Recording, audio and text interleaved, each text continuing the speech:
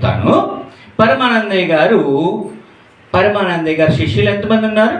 ఇక్కడ 4 ఉన్నారు. ఇక్కడ వెళ్తున్నాను రా, మీరందరూ కూడా బుద్ధిగా ఇక్కడ ఉంటారా, వస్తారా కూడా అని? ఓహో, వెళ్తున్నాను, నేను బండి మీద వెళ్తాను, మా వెనకాల మీరు రావాలి, పద్ధతిగా ఉండాలి, క్రమశిక్షణగా ఉండాలి. ఓకేనా? అలాగేనా?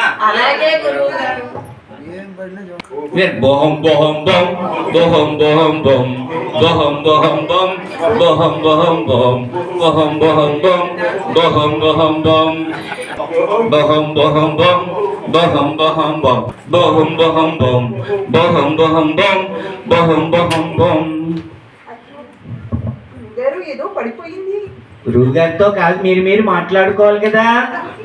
ఏదో పడిపోయిందిరా, ఇక్కడ పడిపోయింది, అక్కడ పడిపోయింది. కానీ గురువు గారు ఏం చెప్పారు?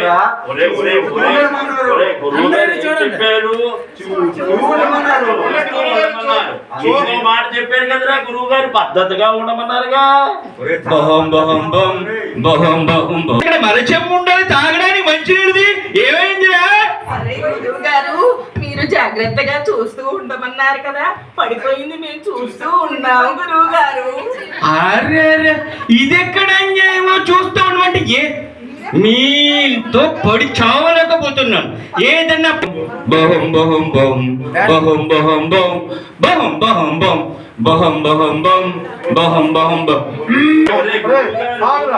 ఏదైనా పడిపోతే ఎత్తిమన్నారు కదరా. అవునా? జాగ్రత్తగా మనం గురుగారికి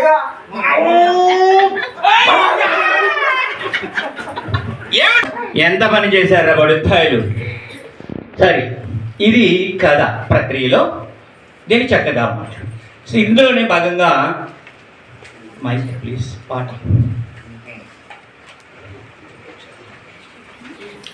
వినడంలోనే కథలు చెప్పడం, ధ్వనుల్ని వాటిని గుర్తించడం. నేను ఇప్పుడు సౌండ్స్ చేస్తాను టీచర్గా. నాకు మిమిక్రీ వచ్చు కాబట్టి నేను చేస్తున్నాను. టీచర్గా ఈ అంగన్వాడీ కార్యకర్తలు ఏదైనా సౌండ్ని టైప్ రికార్డు ద్వారా దేని ద్వారా లేదా సౌండ్స్ని చేసే ఇన్స్ట్రుమెంట్ యూజ్ చేసుకుని ఇప్పుడు నేను సౌండ్ చేస్తాను.